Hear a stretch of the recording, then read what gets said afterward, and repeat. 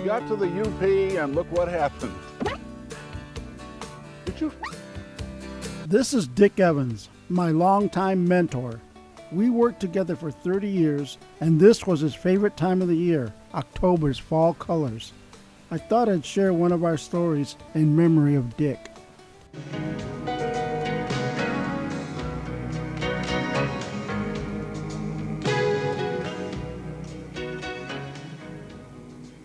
It's become a tradition. Every year we load up for the long trek to the Upper Peninsula and capture the fall color change. And each year we figure we'll take in a different area in hopes of finding the perfect spot. One of the best locations to see a huge area was here, Brockway Mountain, overlooking Copper Harbor, as far north as you can get. That's Lake Superior.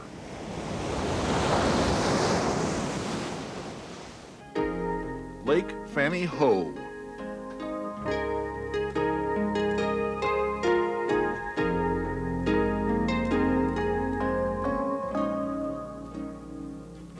Visitors tend to stop at the first lookout station. You really shouldn't. Push higher.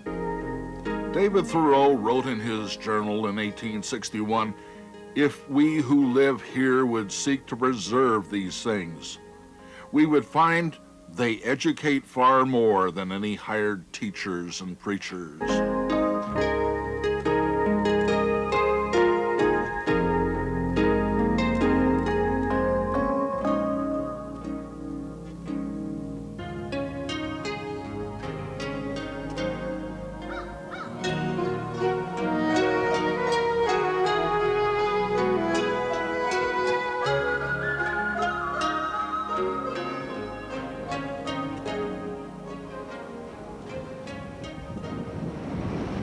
We worried about the weather, knowing well that all it takes is one good storm to send these leaves to earth, that we might have only barren branches the next day to look at. The skies at times indicated a change was coming. And then the dots on the windshield affirmed our fears. The skies opened up.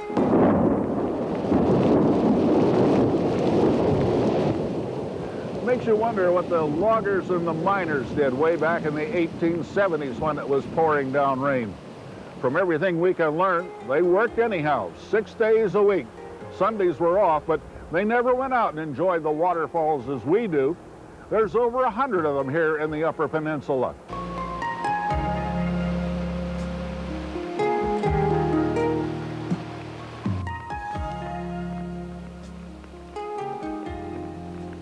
Oh, the joys of the all outdoors. This was a cloudburst where I quickly realized that TV hat wasn't meant to be weatherproof.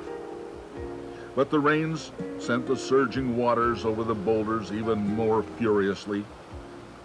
Walking, even with cleated rubber soles, was difficult.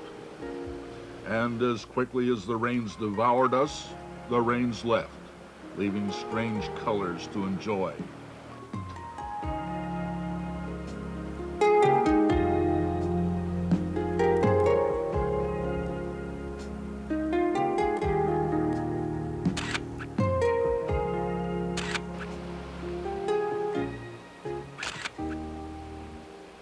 And at the other end of the state, if you climb to the top of the tallest ski jump at Ironwood, you can see portions of Michigan and Wisconsin and Canada. Even with wire mesh fence in place, I elected to stay a safe few feet back. Summers, visitors can enjoy the view from up here. Costs $5.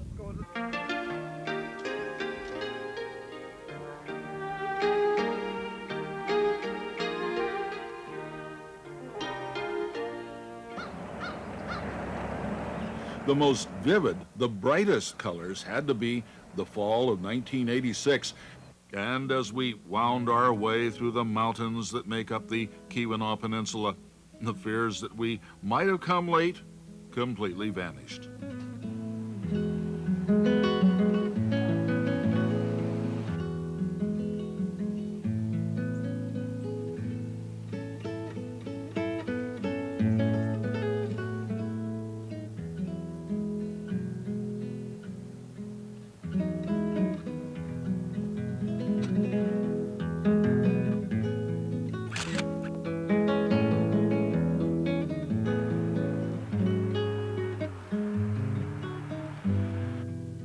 captured the color in the trees and reflected in the waters.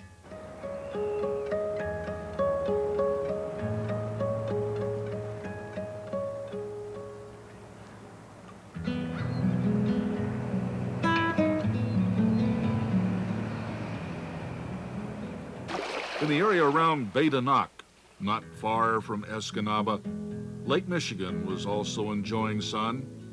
Back home, it was pouring rain. Some of the prettiest yellows were not far from Manistee.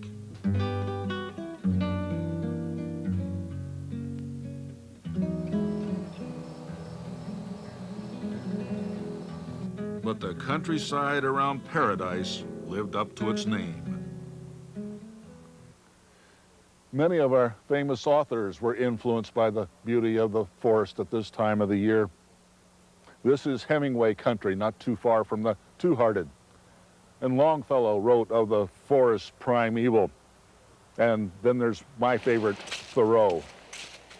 I went to the woods because I wished to live deliberately, to front only the essential facts of life, and not, when I came to die, discover that I had not lived. The king of the storytellers. This is PositivelyMichigan.net.